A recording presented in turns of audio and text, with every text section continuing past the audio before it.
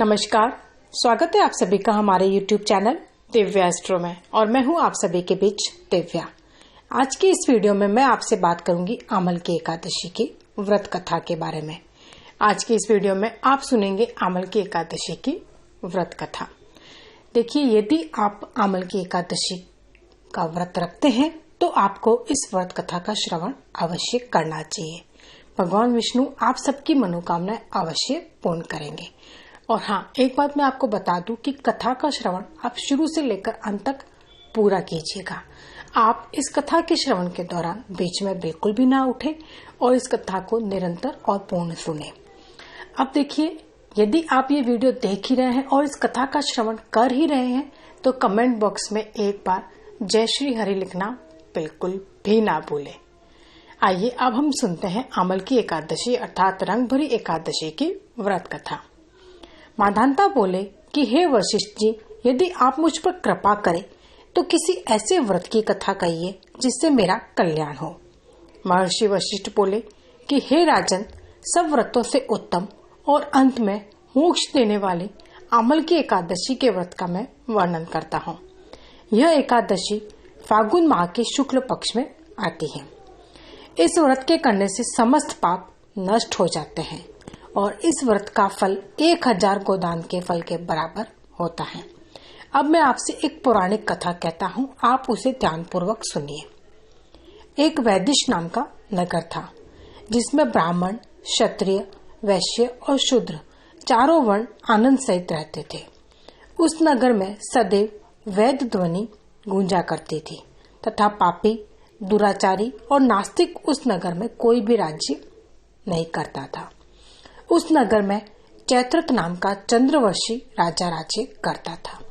वह अत्यंत विद्वान और धर्मी था। उस नगर में कोई भी व्यक्ति दरिद्र और कंजूस तो बिल्कुल भी नहीं था।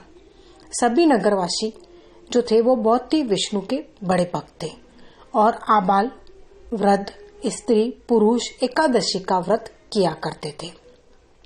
एक समय फागुन मास के शुक्ल पक्ष की आमल की एकादशी आई। उस दिन राजा, प्रजा तथा बाल, वृद्ध सबने बहुत ही हर्षपूर्वक व्रत किया। राजा अपनी प्रजा के साथ मंदिर में जाकर पूर्ण कुंभ स्थापित करके धूप, दीप, नैवेद्य, पंचरत्न आदि से उसका पूजन किया और इस प्रकार स्तुति करने लगे। उन्होंने आंवले का पूजन किया था और स्तुति की कि हे धात्री, तुम ब्रह्म स्वरूप हो, तुम ब्रह्मा जी द्वारा उत्पन्न हुए हो और समस्त पापों का नाश करने वाले हो। तुमको नमस्कार है। अब तुम मेरा अर्घ स्वीकार करो। तुम श्री रामचंद्र जी द्वारा सम्मानित हो। मैं आपकी प्रार्थना करता हूँ, अतः आप मेरे समस्त पापों का नाश करो। उस मंदिर में सबने रात्रि को जागरण भी किया। रात के समय वहां एक बहेलिया आया जो बहुत ही पापी और दुराचारी था।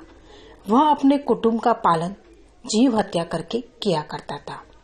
भूख और प्यास से अत्यंत व्याकुल वह बहेलिया इस जागरण को देखने के लिए मंदिर के एक कोने में बैठ गया और विष्णु भगवान तथा एकादशी के महात्म्य की कथा सुनने लगा। इस प्रकार अन्य मनुष्यों की भांति उसने भी सारी रात जागकर बिता दी। प्रातः काल होते ही सब लोग अपने अपने घर चले गए तो बहेलिया भी अपने घर चला गया। घर जाकर उसने भोजन किया। कुछ समय बीतने के पश्चात उस बहेलिये की मृत्यु हो गई। मगर उस आमल की एकादशी के व्रत और जागरण से उसने राजा विदुरथ के घर जन्म लिया और उसका नाम वसुरथ रखा गया। युवा होने पर वह चतुरंगिनी सेना के सहित धन धान्य से युक्त होकर 10,000 ग्रामों का पालन करने लगा। वह तेज में सूर्य के समान, कांति में चंद्रमा के समान, वीरता में भगवान विष्णु के समान और क्षमा में पृथ्वी के समान था। वह अत्यंत ही धार्मिक, सत्यवादी, कर्मवीर और विष्णु भक्त था। वह प्रजा का समान भाव से पालन करता था। दान देना उसका नित्य कर्तव्य था। एक दिन राजा शिकार खेलने के लिए गया। देवयोग से वह मार्ग भूल गया और दिशा ज्ञान न होने के कारण उसी वन में एक वृक्ष के नीचे सो गया। थोड़ी देर बाद पहाड़ी गलमलेच वहां पर आ गए और राजा को अकेला देखकर मारो मारो शब्द करते हुए राजा की ओर दौड़े।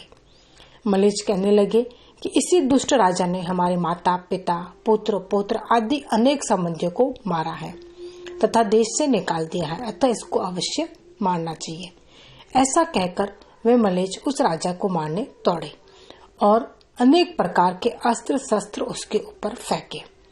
वे सब अस्त्र शस्त्र राजा के शरीर पर गिरते ही नष्ट हो जाते और उनका वार पुष्प के समान प्रतीत होता। उन सब मलेच्छों ने अस्त्र शस्त्र उल्टा उन्हीं पर प्रहार करने लगे, जिससे वे मूर्छित होकर गिरने लगे। उसी समय राजा के शरीर से एक दिव्य स्त्री उत्पन्न हुई।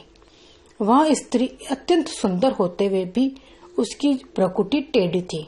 उसकी आंखों से लाल लाल अग्नि निकल रही थी, जिससे वह दूसरे काल के समान प्रतीत हो रही थी। वह स्त्री मलेच्छों को मारने दौड़ी और थोड़ी ही देर में उसने सब मलेच्छों को काल के गाल में पहुंचा दिया।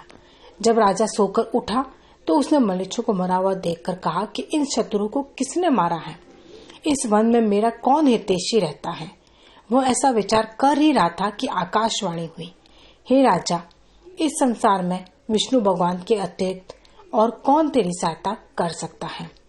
इस आकाशवाणी को सुनकर राजा अपने राज्य में आ गया और सुखपूर्वक राज्य करने लगा। महर्षि वशिष्ठ बोले कि हे राजन, यह आमल की एकादशी के व्रत का प्रभाव था। जो मनुष्य इस आमल की एकादशी का व्रत करते हैं वे प्रत्येक कार्य में सफल होते हैं और अंत में विष्णु लोक को प्राप्त होते हैं। जय श्री हरि, जय श्री हरि। यदि आपको मेरा आज का यह वीडियो पसंद आया हो तो वीडियो को लाइक जरूर करें। साथ ही साथ यदि आज आप मेरे चैनल पर पहली बार आए तो चैनल को सब्सक्राइब किए बिना ना लौटे, क्योंकि आपको मेरे इस चैनल पर इसी प्रकार जानकारी से भरे वीडियो तथा सभी व्रत और त्योहारों से संबंधित जानकारी समय समय पर उपलब्ध होती रहती है।